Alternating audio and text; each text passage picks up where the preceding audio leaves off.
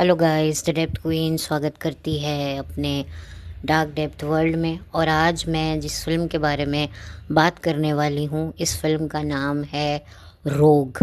जी हाँ, ROG, रोग। जो ये फिल्म आई थी, ये आई थी सन 2005 में।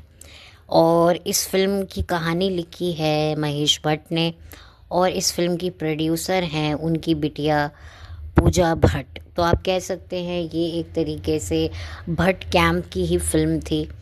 हालांकि मैं इस मूवी को आप लोगों के सामने क्यों लेकर आई हूँ, क्योंकि उसका सबसे बड़ा जो रीज़न था वो थे इरफान खान साहब। जी हाँ, 2020 में जब उनका निधन हुआ तो उनकी बेस्ट परफॉर्मेंसेस के बारे में बात हो रही थी, तभी ये फिल्म का जिक्र हुआ। हालांकि उस दौरान जब ये फिल्म रिलीज़ हुई थी सन 2005 में, तो मुझे इस मूवी के बारे में नॉलेज थी।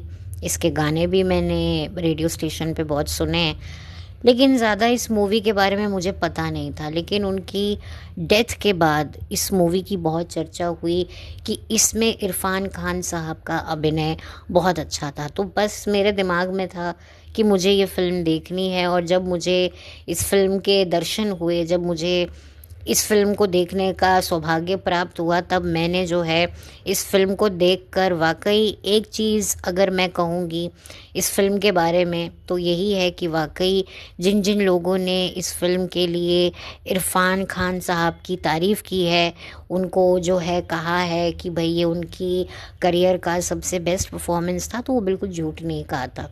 क्योंकि ये जो फ़िल्म है, ये पूरे तरीके से इरफ़ान खान के कंधों पर ही थी। इस फिल्म में ऐसा कुछ और था ही नहीं। हाँ, दूसरा जो था वो म्यूज़िक था, जो करीम साहब ने दिया था। बाकी इसमें और कुछ ऐसी चीज़ नहीं है। इस फिल्म की जो अभिनेत्री हैं वो विदेशी मॉडल और एक्ट्रेस हैं, और ये शायद उनकी पहली और आखिरी फिल्म थी। उसके बाद तो मैंने उन्हें कभी भी बॉलीवुड में नहीं देखा। एक्चुअली ये बॉलीवुड का वो दौर था जो दौर आज का है। हालांकि 2005 में ही इस दौर की उस दौर में शुरुआत हो गई थी। यानी कि जिस तरह का माहौल, जिस तरह का कल्चर हम अपनी बॉलीवुड एक्ट्रेसेस को अपनाते हुए देख रहे हैं, उस ज़माने में बहुत गिनी चुनी नपी तुली एक्ट्रेस हुआ करती थी, जो ऐसे बोल्ड किरदारों को निभाने में अपने आप को जो है वो बिल्कुल कंफर्टेबल थी। अदरवाइज़ कुछ पर्टिकुलर एक्ट्रेसेस थीं जो ऐसे बोल्ड रोल करती थी। हालांकि अगर मैं बात करूं उस ज़माने की, अगर एक कोई हॉट एक्ट्रेस मैं कह सकूं जो ऐसे बोल्ड रोल करने में जिनको कोई हिचकिचाहट नहीं थी, तो वो थी मल्लिका शेरावत। और उनकी फ़िल्म आई थी मर्डर सन 2004 में, जो कितनी बोल्ड थी आप सब ने देखी ही होगी। और जब उस फिल्म का प्रोमो आया था, जब वो गाना आया था भीगे होंठ, तो पूरी बॉलीवुड इंडस्ट्री हिलकर जो है एकदम गरमा गई थी। हालांकि जो चीज़ें हमने उस फिल्म में देखी, हालांकि मैंने तो ये फिल्म आज तक नहीं देखी मर्डर, ना मैंने मर्डर देखी, ना मैंने मर्डर की उसके बाद जितनी भी सीरीज़ आई, मैंने उनमें से कोई भी सीरीज़ नहीं देखी। मैंने देखी ही नहीं है, ये फ्रेंचाइजी मैंने देखी नहीं है। लेकिन जितना भी मैंने गानों से या थोड़े बहुत सीन अगर मेरे सामने आए हैं, तो उससे मुझे समझ में आ गया था ये फ़िल्म बहुत बोल्ड है। और काफ़ी उस वक्त इस फिल्म की काफ़ी आलोचना भी हुई थी कि इस तरह से, क्योंकि तब हमारा बॉलीवुड, हमारी सोसाइटी, आप कहें कि इट्स हर चॉइस का तब जो नारा नहीं लगता था। तब जो है औरतें फाइट करती थी कि भाई हम जो भी पहनेंगे हमारी मर्ज़ी है, ठीक है। तो उस वो जो वक्त था ना, वो काफ़ी तंग था।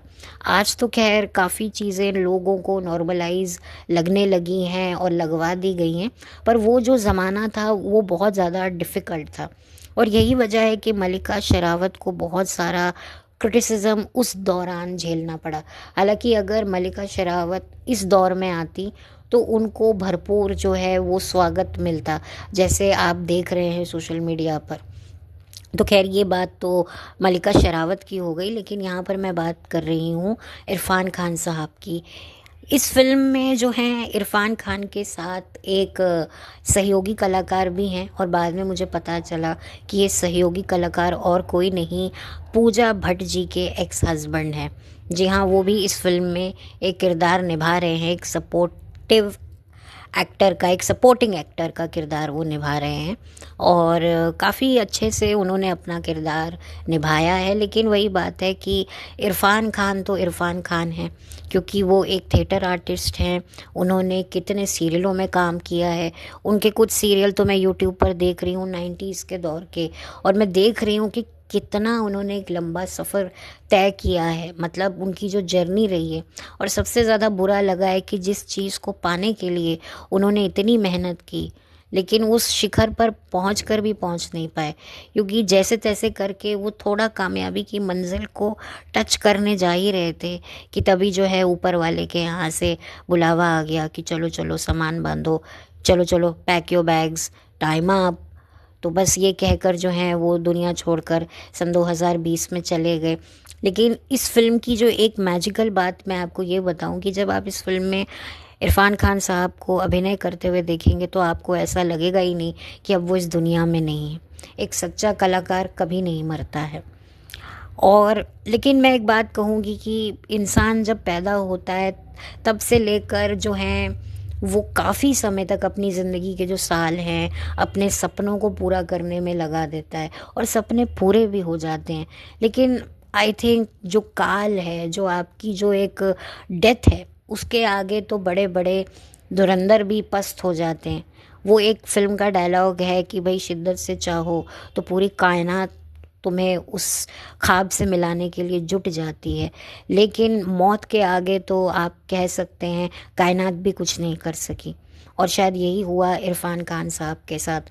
वो शायद बहुत कुछ करना चाहते थे अपनी ज़िंदगी में, बहुत काम करना चाहते थे, और उनके लिए बहुत सारा काम था भी, हर कोई उनके साथ काम करना चाहता था। बट खैर, बहुत खुशकिस्मत थे वो लोग जो उनके साथ काम कर गए, जाने अनजाने, जो उनके करियर के शुरुआती दौर में उनके साथ थे। वो भी शायद सोचते होंगे कि यार हम लकी थे, पर हमें नहीं पता था कि भाई आगे जाकर ये बंदा जो है इतना बड़ा स्टार बन जाएगा और फिर उसके बाद इतनी जल्दी ये दुनिया छोड़ के चला जाएगा। क्योंकि जब आप किसी के साथ काम करते हो आपको नहीं पता कि ये इंसान की डेस्टिनी क्या है। आपको जब अपनी डेस्टिनी का नहीं पता होता तो किसी और की डेस्टिनी का क्या पता है। तो ये इस बारे में मैं बात करना चाहती थी कि कितना ज़्यादा ये स्केरी है कि कोई इंसान जो है इतनी मेहनत कर रहा है एक्टिंग प्रोफेशन में। इरफान खान साहब ने थिएटर से शुरुआत करी, फिर सीरियलों में छोटे बड़े कैसे रोल किए, और फिर फाइनली उनको जब एक रिकग्नाइजेशन मिलने लगी, फाइनली वो हॉलीवुड में भी गए। हर जगह पर अपना परचम लहराने की उन्होंने इच्छा पूरी हो ही रही थी कि अचानक से उनको ऊपर वाले की तरफ से बुलावा आ गया और वो सब कुछ छोड़ के चले गए। खैर, ये तो बातें अब क्या कह सकते हैं, लेकिन यस, इस फिल्म को आप सिर्फ इरफान खान के लिए देखिएगा।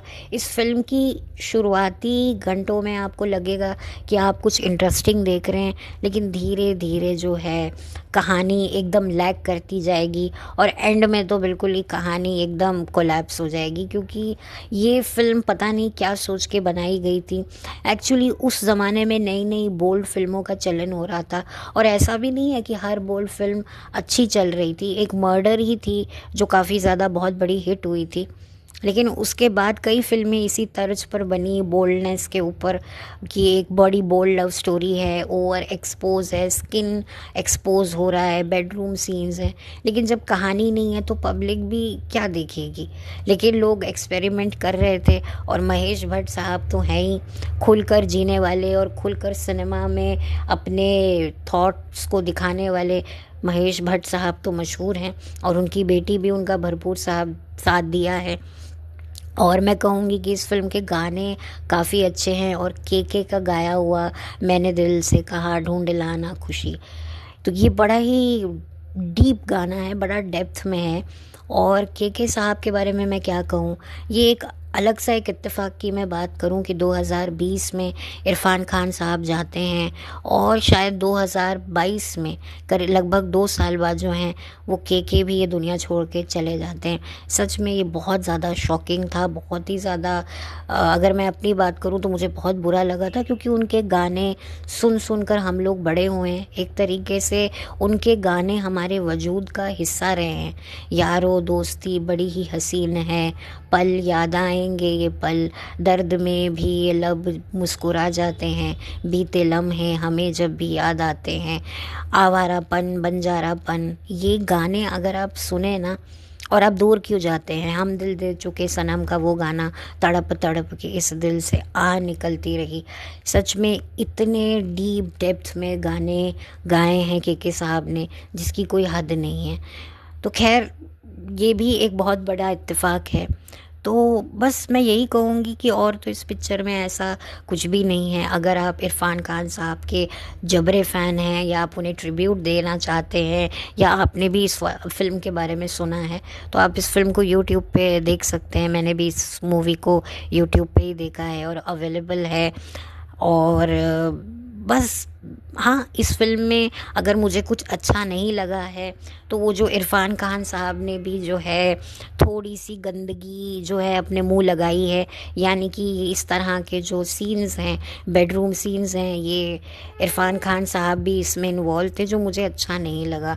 क्योंकि एक अच्छे आर्टिस्ट को, एक कलाकार को अगर हम अभिनय के अलावा जो है हम उनको एक्सेप्ट कर सकते हैं, लेकिन इस तरह की चीज़ों के लिए हम उनको एक्सेप्ट नहीं कर सकते। आई थिंक एक सच्चे कलाकार को एक कला दिखाने के ही माध्यम से जाना जाना चाहिए, ज़्यादा देन कि इस तरह की गतिविधियों को वो जो इन्वॉल्व थे, यानी कि उनके भी सीन्स हैं फिल्म की हीरोइन के साथ में, जो मुझे लगा कि बिल्कुल ये होने नहीं चाहिए थे। बट खैर ठीक है, उन्होंने भी तब कर लिया क्योंकि उस वक्त वो अपने करियर में आगे बढ़ रहे थे। तो जब इंसान अपने करियर में आगे स्टेप बाय स्टेप लेकर बढ़ता है, तो फिर थोड़ा सा वो हो जाता है कि चलो मुझे काम मिल रहा है, अगर मैं नखरे दिखाऊंगा तो मैं कैसे करूँगा, मैं तो एक आउटसाइडर हूँ। तो ये एक बात होती है। आउटसाइडर जो होते हैं वो, उनके पास कोई ऑप्शन नहीं होता है, उनके पास या तो करो या तो मत करो, या फिर एक और ऑप्शन होता है निकल जाओ यहाँ से। तो ये 3 ऑप्शंस होते हैं। तो खैर, इरफ़ान खान साहब के पास भी शायद नहीं थे, लेकिन वो बात अलग है कि उनकी किस्मत ने उनका साथ देकर भी साथ नहीं दिया, और उनके टैलेंट ने तो उनका साथ जो है वो अंत तक निभाया। उनकी जो फिल्म थी इंग्लिश मीडियम का जो सेकंड पार्ट आया था, वो लोगों ने देखा, और वाकई हर कोई जब वो फिल्म देख रहा था तो डेफिनेटली दिल में अफसोस लेकर देख रहा था कि अब इस इंसान की हम ये आखिरी फिल्म देख रहे हैं, इसके बाद हम कभी उन्हें स्क्रीन पर नहीं देख पाएंगे।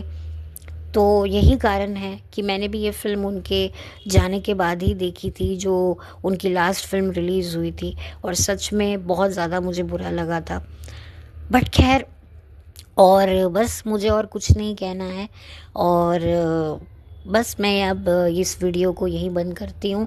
और मैंने इसीलिए इस मूवी के बारे में बात करना ज़रूरी समझा। मैं कोई चीपनेस को मैं प्रमोट नहीं कर रही हूँ, मैं बस सिर्फ इरफ़ान खान साहब के लिए इस फिल्म को देखने को कह रही हूँ कि अगर आपको उनकी एक्टिंग देखनी है तो ज़रूर देखिए।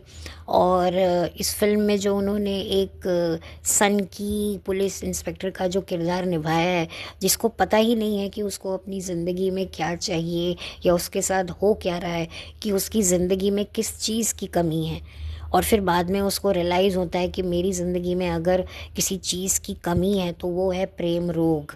तो ये चीज़ जब उसको रियलाइज़ होने लगती है, और फिर क्या उसके साथ होता है, ये देखिए, ये मेरा अपना खुद का ऑब्जर्वेशन है।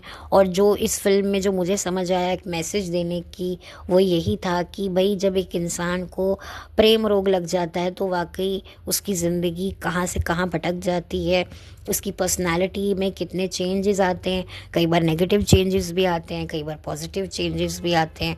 तो ये आप इस फिल्म को देख सकते हैं। हालांकि कुछ घंटे में ही आपको लगने लगेगा कि भैया ये फिल्म कहाँ से कहाँ जा रही है। हालांकि शुरुआती वक्त में तो आपको लगेगा हाँ भाई, स्क्रिप्ट तो अच्छी है, अच्छा इंटरेस्टिंग प्लॉट है। प्लॉट में नहीं बताऊंगी आपको, अगर आप देखना चाहें तो देख लीजिएगा। हालांकि ये फिल्म पूरी की पूरी जो है वो इरफ़ान खान साहब की ही है।